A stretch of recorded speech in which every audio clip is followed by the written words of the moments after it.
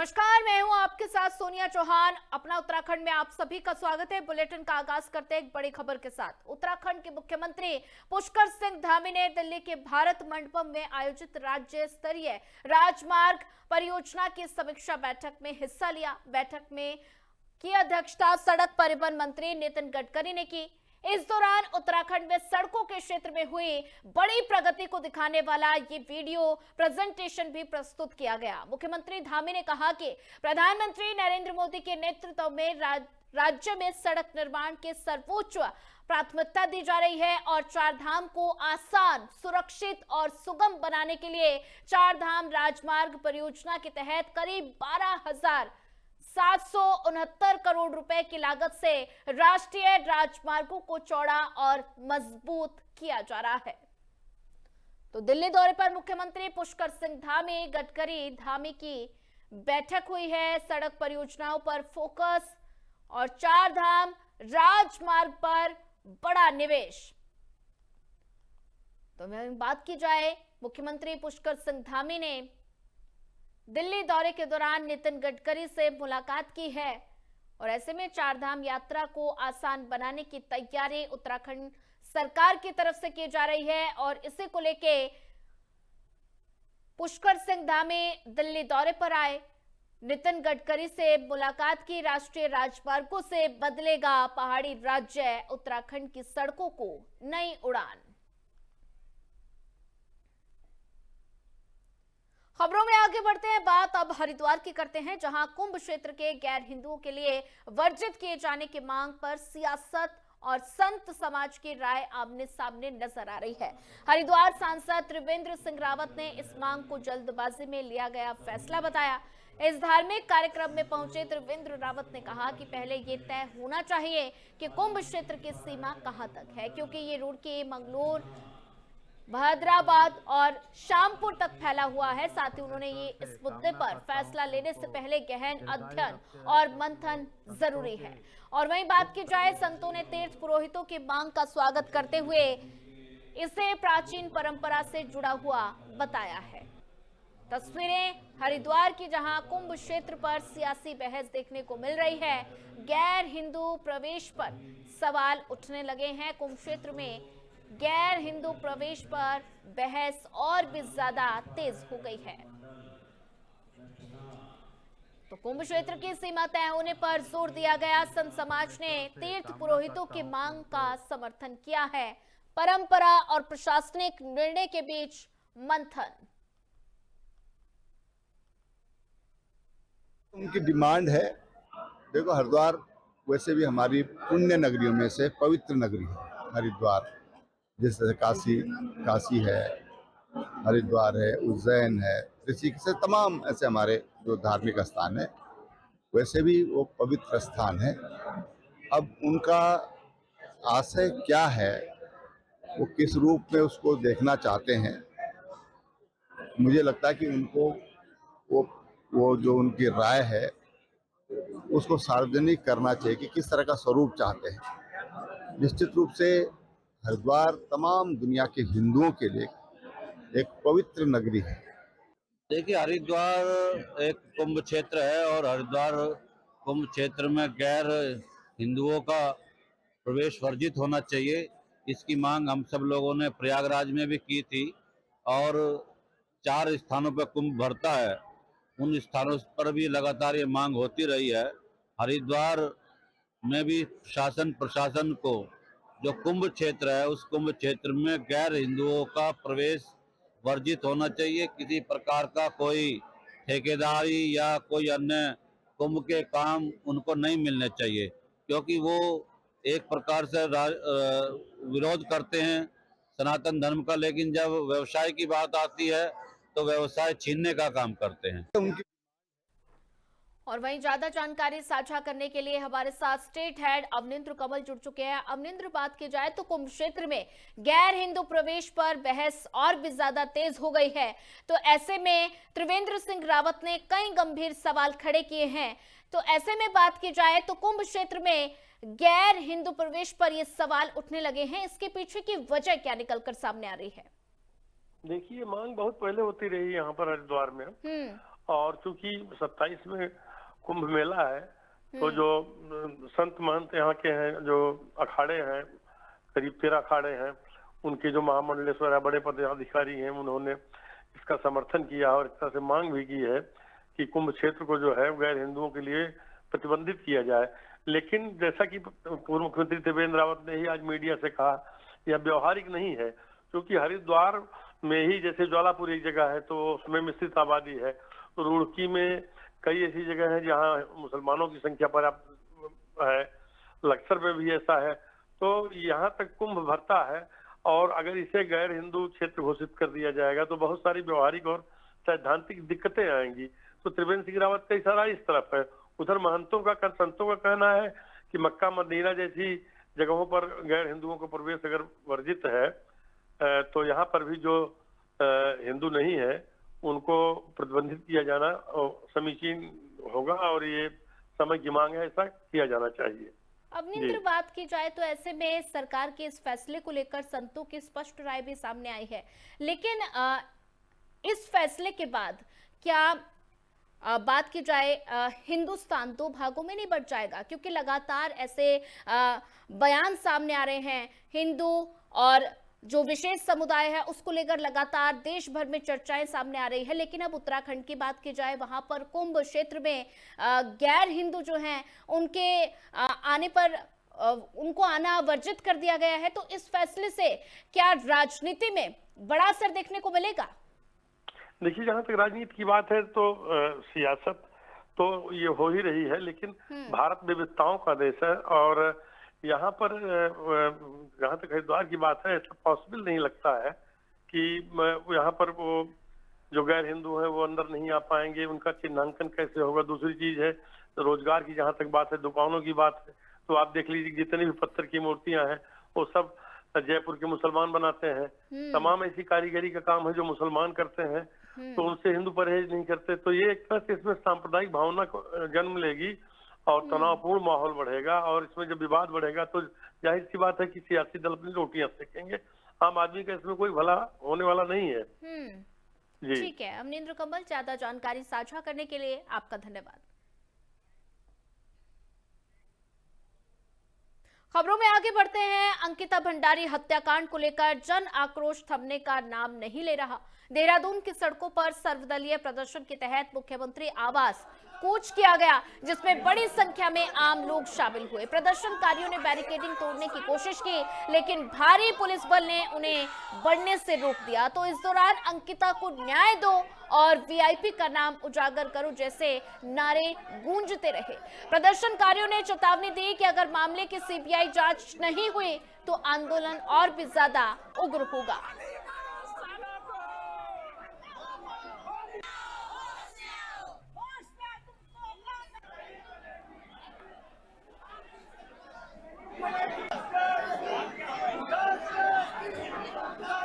Reality ये है कि यहाँ की जो सरकार है, एंड एज अ पहाड़ी आई एम सेइंग दिस, कोई भी धामी सरकार से इतना परेशान हो चुका है, चाहे वो पहाड़ हो चाहे यहाँ हो, हर जगह हम इतना परेशान हो चुके हैं। आए दिन लड़कियों का Dehradun has become one of the unsafe city, जो आज से 5-6 साल पहले किसी ने सोचा नहीं था। Thanks to the CM. और भू कानून जैसी लड़कियों के साथ रेप होना, या ये सारे इतने देहरादून जैसी भू जो हमारी, इसे हम कहते हैं कि ये हमारी देवभूमि है, देवभूमि में यहाँ पे इतनी सारी चीजें हो रही है, तो आप कैसे एक्सपेक्ट करेंगे? हमें कोई फर्क नहीं पड़ता। विधानसभा चुनाव धामी सरकार की ये द एंड है, धामी सरकार इसके बाद नहीं आएगी, ये मैं आपको कह सकती हूँ।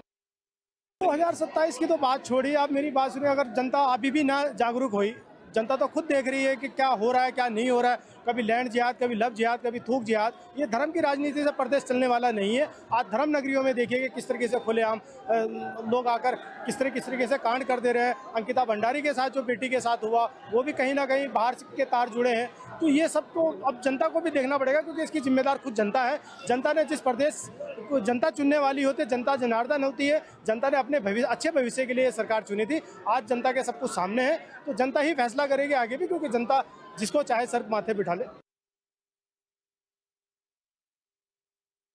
ये सरकार बिल्कुल गलत बात बोल रही है।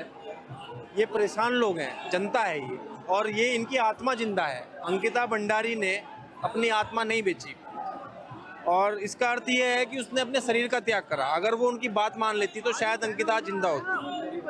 प्रदेश में और देश में जब से नरेंद्र मोदी सरकार आई है, ये लोग कहते हैं विकास हुआ, युवाओं के हाथ काटे जा रहे हैं, बेरोजगार युवा है। अंकिता भंडारी को अगर स्वरोजगार योजना मिली होती तो शायद आज वो जिंदा होती। प्रदेश में स्वरोजगार योजना नहीं है, और सरकार अपनी विफलताओं को छुपाने के लिए ये कह रही है कि ये विरोधी पार्टी के कार्य हैं। सरकार सिर्फ और सिर्फ मुजरिमों को बचा रही है, और ये गलत बोल रही है कि ये लोग विपक्षी पार्टी के हैं। चलिए फिलहाल वक्त तो चला एक छोटे से ब्रेक का। ब्रेक के बाद जल्द हाजिर होंगे।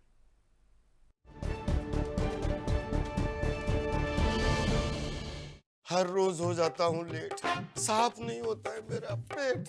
अब भी मजा आएगा ना वीडियो। पेट दबा, रोग दबा, सबको पता, तुझको नहीं क्यों पता?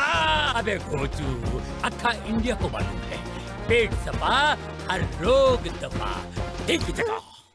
क्या आप जिम जाते हैं, कसरत करते हैं, फिर भी आपकी सेहत नहीं बनती? काजू बादाम किशमिश मेवे प्रोटीन के डिब्बे खाते हैं, फिर भी कुछ असर नहीं होता? तो इसका मतलब है आपका पाचन तंत्र खराब है। और जब तक के पाचन तंत्र दुरुस्त नहीं होगा, आप जितना मर्जी अच्छे से अच्छा खा लो, आपकी सेहत नहीं बन सकती।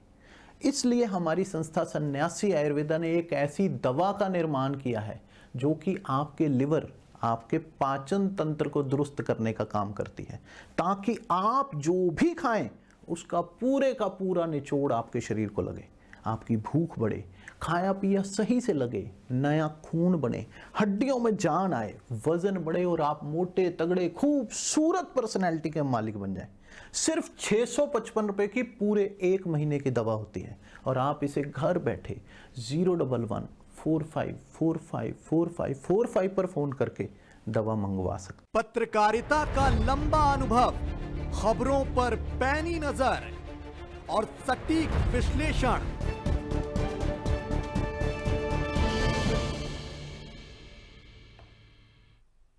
ब्रेक के बाद आप सभी का स्वागत है। रुक करते अगली खबर का। अगली खबर पौड़ी गढ़वाल के श्रीनगर से है, जहां अंकिता भंडारी हत्याकांड को लेकर बीजेपी ने कांग्रेस के खिलाफ प्रदर्शन किया। सोमवार को गोला पार्क में बीजेपी श्रीनगर मंडल के पुतला दहन कर अपना आक्रोश जताया। बीजेपी ने आरोप लगाया कि कांग्रेस और अन्य दल इस मामले को 2027 के विधानसभा चुनाव के लिए राजनीतिक मुद्दा बना रहे हैं, और जबकि अंकिता मामले की निष्पक्ष जांच चल रही है। और बीजेपी ने यह भी कहा कि पीड़ित परिवार के साथ सरकार हर कदम पर खड़ी है, और मौके पर मंडल अध्यक्ष विनय और महिला मोर्चा की रेणु सुंदरियाल, पार्षद और अन्य पदाधिकारी मौजूद रहे। तो तस्वीरें पौड़ी गढ़वाल की हैं, जहां अंकिता भंडारी मामले को लेकर आक्रोश जताया गया है, और साथ ही कांग्रेस की तरफ से लगातार प्रदेश भर में आंदोलन चलाया जा रहा है, और बीजेपी ने भी कांग्रेस के खिलाफ पुतला दहन किया।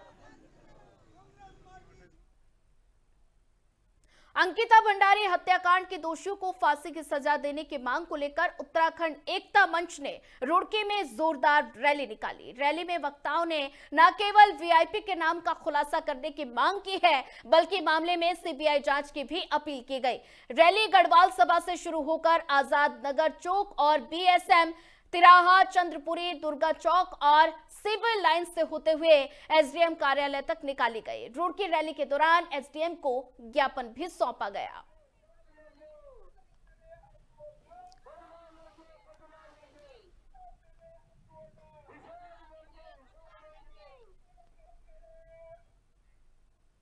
चलिए बात अब हरिद्वार की करते हैं, जहां कोतवाली क्षेत्र के वाल्मीकि चौक के पास देर रात अचानक लगी आग ने अफरा तफरी मचा दी। शॉर्ट सर्किट से शुरू हुई आग ने चंद मिनटों में 6 खोखों को अपनी चपेट में ले लिया, और देखते ही देखते सभी खोखे जलकर राख हो गए। इस हादसे में स्थानीय व्यापारियों को भारी नुकसान हुआ। हालांकि राहत की बात यह है कि किसी के हताहत होने की कोई सूचना नहीं है।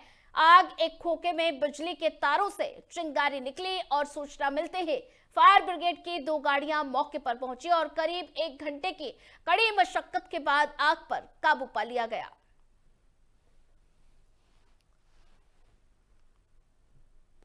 तो तस्वीरें आप देख सकते हैं, हरिद्वार की तस्वीरें, जहां पर वाल्मीकि चौक पर आग लगने के कारण इलाके में अफरा तफरी मच गई। तस्वीरों के जरिए आप देख सकते हैं कि आग ने कितना भयंकर रूप ले लिया।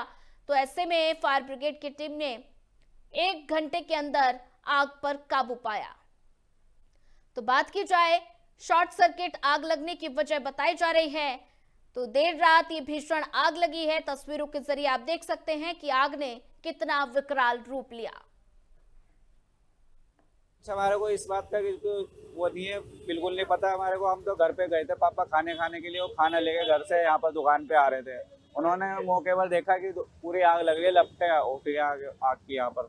तो हमारी पूरी जल की दुकानें राख हो गई, यहाँ कुछ नहीं बचा, सामान बिल्कुल भी जा रहा। 4-5 लाख रुपए हमारी दुकान में माल भरा हुआ था, चूड़ी माला का, हुक्कों का, चुल्मों का, सारा ठंडाई का सामान भी था। इधर हमारी 2 दुकानें थी और एक इधर चूड़ी माला की 3 दुकानें थी पूरी लगा के। और यहाँ तुम्हारी 1 2 3 8 दुकानें हो गई, 8 दुकानें जल के राख हो गई बिल्कुल यहाँ पर।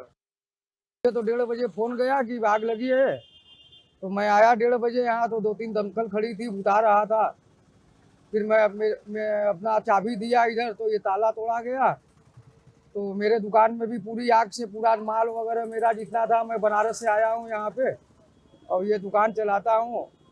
और मेरा 5-7 लाख रुपए का माल था, शीशे का, लकड़ी का आइटम और चिलम, हुक्का, बहुत सी आइटमें थी। मेरा महंगा आइटम था। मैं तो सब उधारी लेकर के काम करता हूँ और मेरा तो सारा बर्बाद हो गया। अब मैं क्या करूँ, मेरे समझ में नहीं आ रहा है।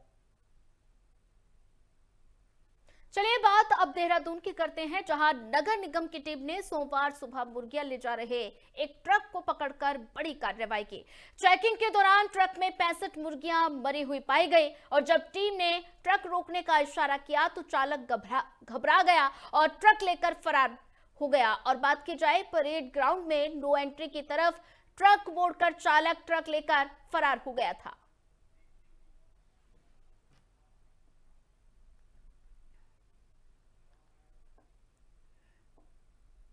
सहस्त्रधारा रोड पर एक बिरयानी आउटलेट में हंगामा देखने को मिला। आरोप यह है कि रेस्टोरेंट स्टाफ ने एक ग्राहक की शारीरिक बनावट पर तंज कसा और मजाक उड़ाया। विरोध करने पर स्टाफ और मालिक भड़क गए और लोहे की रोड से हमला कर दिया और इस हमले के दौरान चीख पुकार मच गई। आसपास के लोग इकट्ठा हो गए।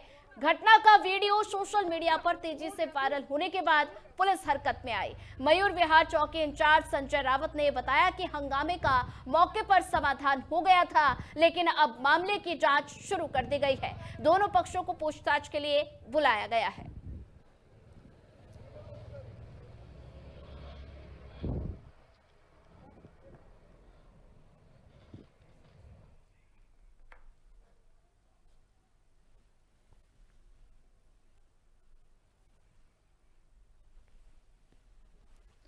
तो बात की जाए देहरादून का ये मामला, तस्वीरों के जरिए आप देख सकते हैं, दोनों पक्षों से पूछताछ फिलहाल जारी है।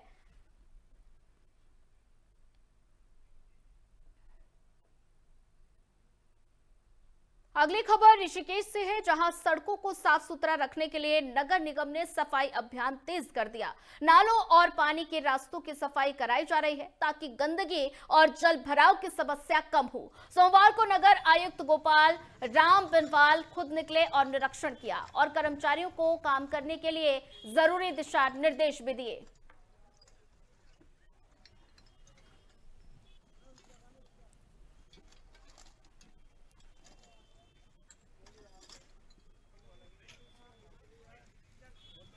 तो बात की जाए ऋषिकेश की ये तस्वीरें, जहां सफाई अभियान नगर निगम की तरफ से चलाया गया। नालों की सफाई से शहर में स्वच्छता बढ़ेगी। नगर आयुक्त ने सफाई अभियान का कर्मचारियों को दिशा निर्देश दिए गए। सड़कों और सार्वजनिक स्थानों पर स्वच्छता होगी।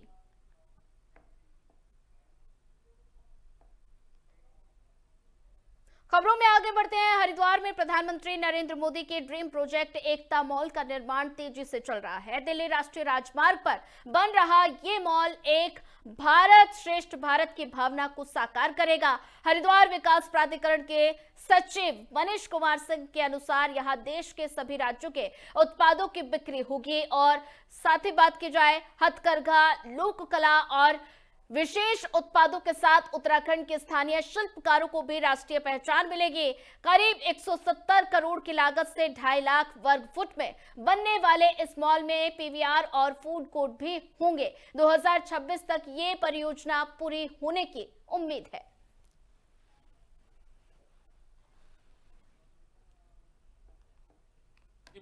माननीय प्रधानमंत्री जी का विजन है पूरे देश में लगभग सभी प्रदेशों में प्राइम मिनिस्टर यूनिटी मॉल के नाम से एक एकता मॉल बनाया जा रहा है, जिसका उद्देश्य मुख्यतः यह है कि हर प्रदेश में एक इस प्रकार का मॉल हो जिसमें पूरे देश के राज्यों का प्रोडक्ट जो है वहाँ उस प्लेटफॉर्म पे उपलब्ध हो। उसी संकल्पना के तहत, हालांकि इसके साथ साथ बहुत सारी चीज़ें और भी हैं, इसी संकल्पना के तहत ये यूनिटी मॉल बनाया जा रहा है। हमारे यहाँ भी यहाँ हरिद्वार को ये सौभाग्य मिला है और भादराबाद से ठीक पहले रानीपुर झाल के आसपास बन रहा है। आप लोगों ने देखा भी होगा, कार्य प्रगति पर है। 2026 तक इसको हम लोग पूरा कर लेंगे। अगली खबर हरिद्वार से है, जहां शिव मूर्ति चौक से वाल्मीकि चौक तक सीवर लाइन बिछाने का काम चल रहा है, लेकिन देर रात हुई एक बड़ी चूक ने शहर वासियों को हैरान कर दिया। खुदाई कर रही जेसीबी से पेयजल की मुख्य राइजिंग लाइन टूट गई और हजारों लीटर साफ पानी सड़क पर बह गया। राइजिंग लाइन टूटने से इलाके में कुछ समय के लिए पेयजल सप्लाई भी प्रभावित रही। स्थानीय लोगों ने कहा कि बिना विभागीय तालमेल के खुदाई होने के कारण ऐसी घटनाएं लगातार बढ़ रही हैं। अधिकारी अब जांच कर रहे हैं और मरम्मत का काम जारी है।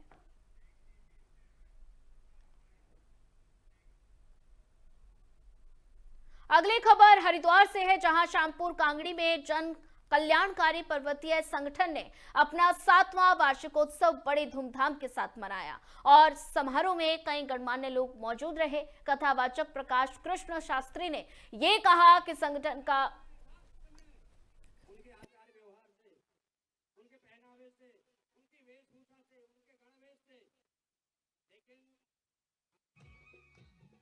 ये हमारा गत वर्ष की भांति 7वां जन्म महोत्सव जन कल्याण पर्वतीय संगठन मनाया जा रहा है। मैं अध्यक्ष ईश्वरदत्त भट्ट, मेरी सारी हम पर्वत से आए हुए, इसलिए समाज को आगे चला रहे हैं, अपनी संस्कृति बच्चों की दिखा रहे हैं। सनातन के प्रति भी जुड़ा है हमारा संगठन और आगे भी हम यही कह रहे हैं कि आने वाले समय में इसको और बहुत भव्य और दिव्य दिखाएंगे। बहुत बहुत धन्यवाद। जय उत्तराखंड, जय पहाड़, जय पहाड़ी। प्रतिवर्ष की भांति इस वर्ष भी हम लोग हरिद्वार में श्यामपुर कांगड़ी में ये दिव्य महोत्सव बना रहे हैं और इसमें हरिद्वार के सभी संत महंत लोगों ने आकर के आशीर्वाद दिया और इसमें अनेकों विद्वान जो हरिद्वार के प्रतिष्ठित विद्वान हैं वो लोग भी सब आकर के यहाँ अपनी उपस्थिति दे रहे हैं और हमको आशीर्वाद दे रहे हैं। चलिए फिलहाल इस बुलेटिन में इतना ही। ज्यादा खबरों के लिए बनी रहिए हमारे साथ। नमस्कार।